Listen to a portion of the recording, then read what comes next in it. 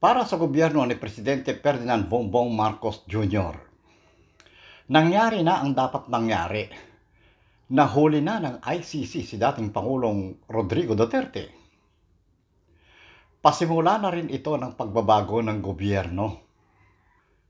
Panahon na rin upang itama ang mga mali sa gabinete ng gobyerno sa pamamagitan ng paglalagay ng tamang tao sa mga mahahalagang posisyon, katulad ng Solicitor General, Ombudsman, National Security, maging ng Korte Suprema.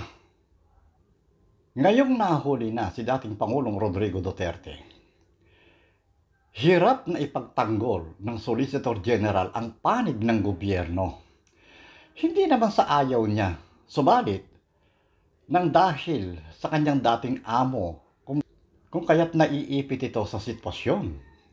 Kung inyong babalikan, 3 taon ang nakalipas, hindi tinantanan ng pamilya Duterte ang panggugulo sa gobyerno.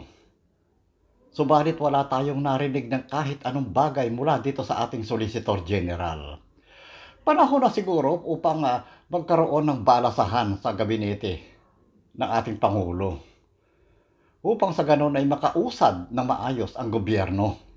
At kung hindi naman sila kusang loob na nagbibitiw sa kanilang mga posisyon dahil sa kahihiyan, simulan mo na ang pagsibak sa mga taong ito dahil hindi naman nila maibibigay ng 100% ang kanilang suporta sa gobyerno. Naniniwala tayo na mga mabubuting tao itong mga ito, eksperto sa kanilang mga larangan. Subalit, mas nangingibabaw sa kanila ang pagtanaw ng utang na loob sa kanilang dating amo. Hayaan na nating lumaya. Ibigay na ang kalayaan ni Menardo Guevara. Baka sakali gusto niya magpunta sa Netherlands upang depensahan si Duterte.